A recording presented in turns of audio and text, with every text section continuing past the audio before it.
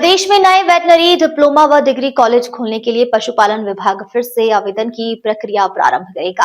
इसके लिए नवंबर 2025 में 7 दिन के लिए पोर्टल खोला जाएगा, जिसमें ऑनलाइन आवेदन भरे जा सकेंगे। शासन सचिवालय में पशुपालन विभाग की समीक्षा बैठक में गोपालन, डेयरी एवं देवस्थान विभाग के कैबिनेट मंत्री श्री जोराराम कुमावत ने यह निर्देश दिए हैं।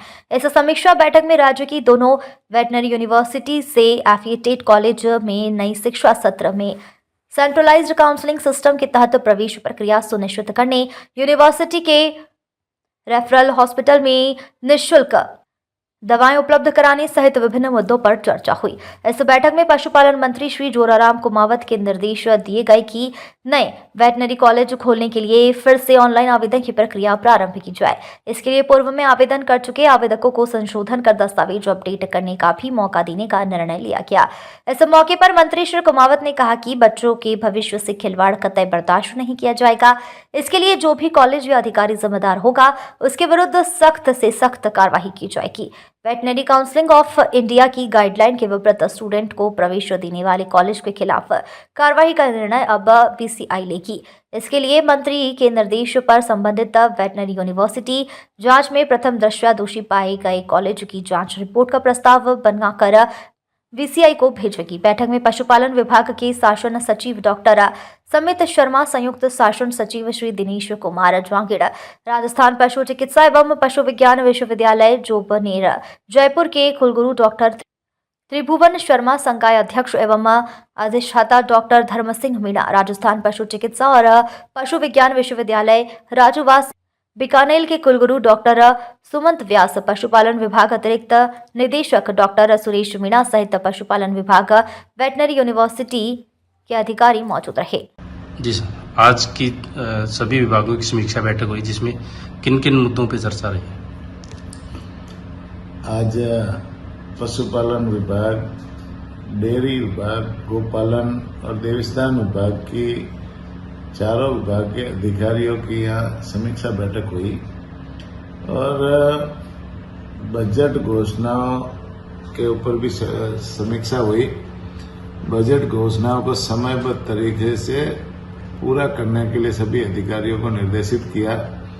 साथ ही साथ चारों विभागों में जो योजनाएं हमारे विभाग की चल रही है, उन योजनाओं पर भी समीक्षा हुई और योजनाओं को समयबद्ध तरीके से पूरा करते हुए समाज के अंतिम छोर पे जो व्यक्ति बैठा है, उनका लाभ उनको कैसे मिले, इस दिशा में सभी अधिकारियों को निर्देशित किया।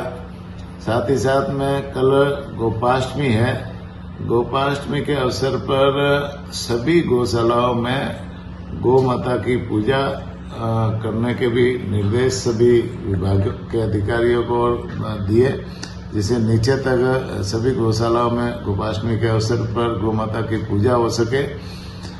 अभी हमारी वेटरनरी कॉलेज और डिप्लोमा एलएसए और डिप्लोमा कॉलेज है, उनके पोर्टल खोलने पर भी चर्चा हुई थी। शीघ्र ही उनके पोर्टल हम खोलेंगे और उनके आवेदन लेकर के उनको भी है ना समयबद्ध तरीके से नियमानुसार आगे की कार्रवाई भी करेंगे। हमारी जो प्राइवेट कॉलेजेज है, उसमें जो बायोमेट्रिक उपस्थिति है वो पहले नहीं दी जाती थी। हमने बायोमेट्रिक उपस्थिति लागू की है और उससे बहुत कुछ सुधार भी हुआ है। साथ ही साथ में दूसरे सभी विभागों में जो है, उन योजनाओं की समीक्षा करके उसे शीघ्र क्रियान्वित करने के भी निर्देश दिए। देवस्थान विभाग में हमारे जो बजट घोषणा के मंदिर है, उनका जीर्णोद्धार और उनकी जैसे डीपीआर बनाने के संबंध में भी चर्चा हुई। हमारी जो वरिष्ठ नागरिक तीर्थ यात्रा योजना चल रही है, उनको भी समयबद्ध तरीके से आगे बढ़ाते हुए देश भर के विभिन्न तीर्थ स्थलों पर हमारे वरिष्ठ जनों को उसका लाभ मिले, वो समयबद्ध तरीके से उसको आगे चलाने में। और 6000 लोगों को काठमांडू में पशुपतिनाथ नेपाल की हवाई यात्रा कराने का भी हमारा लक्ष्य है, उसके ऊपर भी चर्चा हुई और इस योजना को आगे बढ़ाते हुए जल्दी से क्रियान्वित करने के निर्देश अधिकारियों को दिए हमने। इसी तरह से नई गौशाला खोलने और गौशाला विकास योजनाओं पर भी चर्चा हुई और उनमें भी अधिकारियों को पाबंद किया कि उसमें जल्दी से जल्दी कार्रवाई करें। बाकी भी बहुत सारी योजना थी जिसके ऊपर चर्चा हुई। पशुपालन विभाग में मुख्यमंत्री मंगला पशु बीमा योजना, सेक्स सॉर्टेड सीमन योजना, नस्ल सुधार के काम, मोबाइल वेटरनरी यूनिट, इन सब के ऊपर चर्चा हुई और इसका लाभ है जैसे पशुपालकों को कैसे मिले, इस दिशा में कार्रवाई करने के निर्देश दिए। ब्यूरो रिपोर्ट, देश 24 एक्सप्रेस।